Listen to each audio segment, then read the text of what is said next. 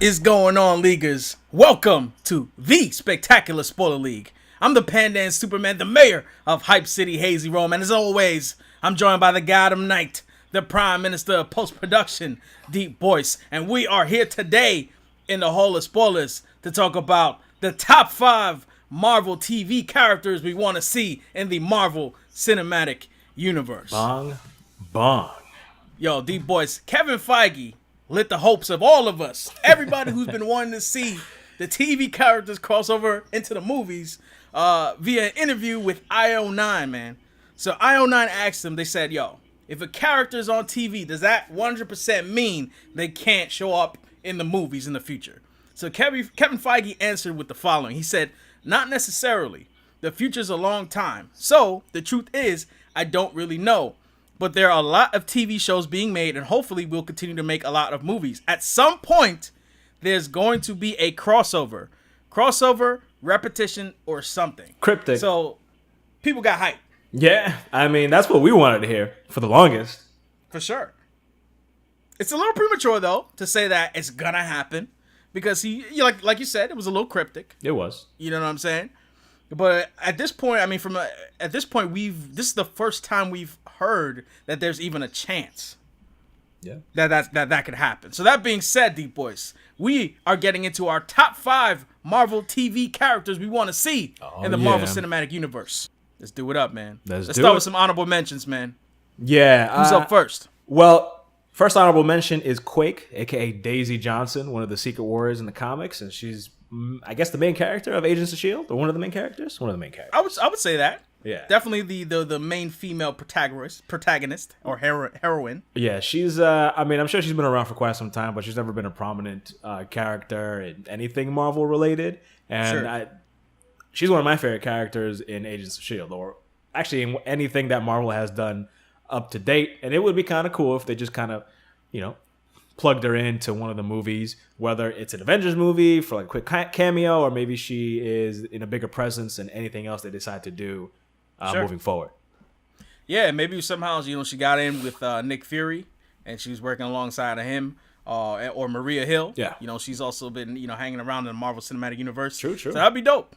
I'd be down for Quake. Yeah, I mean, S.H.I.E.L.D. has been reestablished, and maybe they can kind of sprinkle it into the movie somehow, or maybe in a major way. I mean, it was a major factor in like Captain America: Civil War and some of the previous Winter Soldier. My bad. Yep. So they could definitely kind of reinstate it as an institution in these movies. So yeah, Daisy Johnson, definitely. That's an option right there. Definitely, man. Next up, I'm going with Luke Cage, man. Just because, I mean, he's Luke Cage, man. Power Man, pretty dope character, man. Like the only reason why he's not in our top 5, and I'm gonna say it straight up, is because I'm not too hot on Iron Fist just yet. Yeah, he hasn't quite earned it. To be right. To, I guess, be given that honor to be in the movies, but we also understand that Power Man and Iron Fist are a package deal, tandem. So if you're gonna have Luke Cage, then you pretty much have to have Iron Fist, but we have to get a little bit more Iron Fist that's positive in some of these Netflix shows. Definitely, man. Who's next, man? It's an honorable mention. Our final honorable mention is Elektra. They did a wonderful job, I think, with introducing that character in season 2 of Marvel's Daredevil on Netflix. Yeah, and definitely. Played by the lovely Elodie Young. Ooh. Absolutely.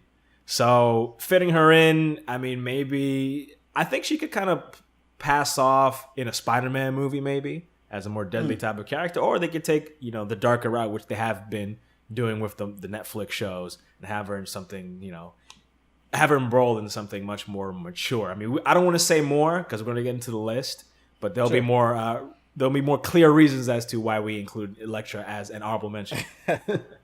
Definitely. But without further ado, we are getting into our top 5, and at number 5, we are going with somebody who started off in the Marvel movies, and that is Mr. Phil Coulson. Yeah. Listen, man. He's been holding it down as director of S.H.I.E.L.D. far longer than Nick Fury has at this point. Oh, you hating on Nick Fury, man. I mean, Nick Fury is the man. He's been holding it down. But Phil Coulson, he's the foundation at this point. Plus, he was part of a pretty, emotional scene in the first Avengers movie. And, he holds a special place for that team. And it seems, I'm pretty sure, to this day, they think he's dead. They don't know that he's back. and running Shield in a clandestine manner. I mean, that's probably one of the biggest mysteries or unsolved. I don't want to call it a plot hole, but basically, a loose end, if you will, that the movie still haven't, addresses the fact that in the MCU, Phil Coulson is alive, and the Avengers assembled in the first place because he died. They were avenging Phil Coulson. Yeah. So I think for his character to come full circle by making a return and kind of, revealing to these characters like, hey, you formed because of me, and that's dope, and I love that, but it's never been about me. You guys have always been something more. And I think Phil Coulson, and that's why he's at number 5 for us, because really and truly, it's just a way for the character to come full circle, and in turn, the Avengers to come full circle if he were to make a return. Plus, Clark Gregg has just been phenomenal as Phil Coulson, man. Oh, yeah. Extremely likable. Just a fantastic job, and he's been an all-star, really, in everything that they have him doing Agents of S.H.I.E.L.D. A lot of great storylines with him. Definitely, man. But hit us with number 4, DeepBoyce. Number 4, a bit of a obvious choice. I mean, You think so? Is it obvious? I think so. Part of the reason we put our number 4 pick, which is a Ghost Rider, on this list is because he's kind of like Blade in the sense that he never really disappears. He's always kind of brought up, I think. And I think people would be, at the very least, okay with him kind of making a return. Yeah, they made 2 movies back during the Dark Ages with Nick Cage that are dubious, kind of questionable. But the Robbie Reyes we saw in Agents of S.H.I.E.L.D. we really liked here at the Hall of Spoilers. And Definitely. He's coming back at least one more time before Agents of S.H.I.E.L.D. finishes. And Sure. it's possible Finishes the season. And it's possible that they could implement him with, let's say, a Doctor Strange. It would totally work, totally fit in, or they can even have him in one of the, the Netflix shows, as we've talked about before. Or they could even just fit him in with the Avengers. Maybe he's just like, we need more help to fight against Thanos, so let's throw in this guy with a flaming skull. So, yeah. I mean, the idea of the Spirit of Vengeance coming into the MCU, I mean, as you said, Marvel is still getting into the mystical side of things, and I think that he would work well with that, man. But I'm going on to number 3. Absolutely. Speaking of violence and tone, man. Number 3, Punisher. Yep. I mean, again, I could be wrong about this, but alongside Ghost Rider, Punisher is like a very tormented character. And, the Marvel movies they're a little bit more on the lighter side of things. For sure. But maybe to add some gravitas and just a little bit more emotion, having a character like Punisher would do wonders. Maybe even not just as a solo movie, but imagine they pair up Punisher and Winter Soldier for whatever reason. Maybe even Captain America. I think there's even a darker interpretation in the movies of that Captain America that we've been seeing.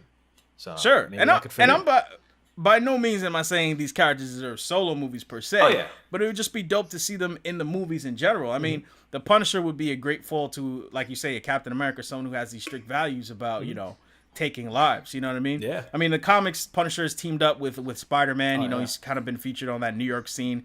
Tonally, may not go that well with Spider-Man. But once again, as a foil, not bad. Yeah. Wouldn't be bad. Yeah. I mean, he could even be like a slight villain, as they've often been for one another. They've been adversaries. I mean, he's adversaries with a lot of heroes. Sure. So. Sure. Yeah, I would definitely like that. And John Barenthal has been great. And speaking of Ghost Rider, shout outs to Gabriel Luna, right? Yeah. Who plays Robbie Reyes, Ghost Rider, and that's the Ghost Rider we're referring to, obviously. Yes. But just these actors in general have been doing fantastic jobs portraying these characters. Agreed. So speaking of fantastic actors, man, number 2, Vincent D'Onofrio as Kingpin, baby. Yeah. I mean, he's perfect, yo. He's perfect as Kingpin, dude. He's been one of the best villains in anything Marvel has done thus far. And I would even argue that he might be the best villain. Yeah, because he's still alive. I mean, well, Marvel keeps killing off the villains, even some of the good ones. So sure, people screaming Loki at us right now. Loki's all right. He's good. Yeah, Loki's cool. I'm down with Loki. The actor's doing a really good job as Loki. I'm forgetting his name at the moment. Tom Hiddleston. There we go. But there was a little bit of I guess people kind of pleading Marvel to put Vincent D'Onofrio as Kingpin in the Spider-Man movie. He obviously egged it on because, I mean, come on, that's money right there. Yeah.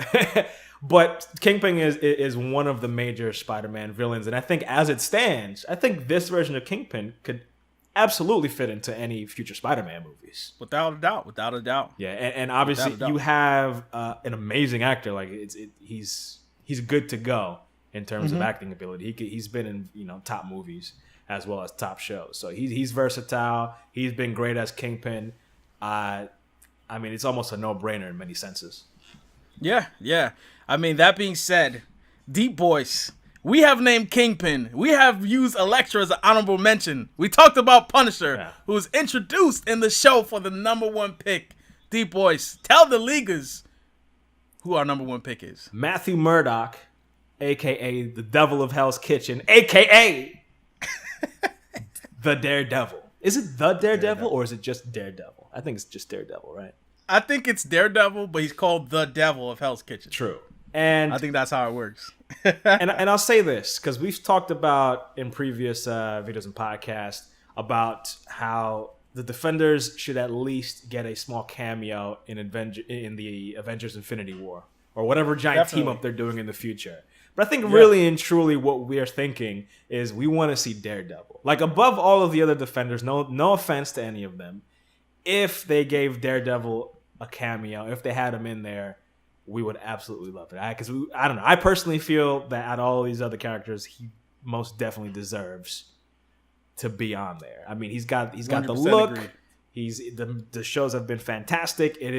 That's one of my favorite characters. He's a great character. I don't think people will object to Daredevil or even having him in another movie. I know they've already tried that before and it didn't work out. But put him in there. Put him in there. Come on, Marvel. Put him in the movie. Come on, Marvel. And, you know, for me, one of the things I was going to say is that, like, he has a suit.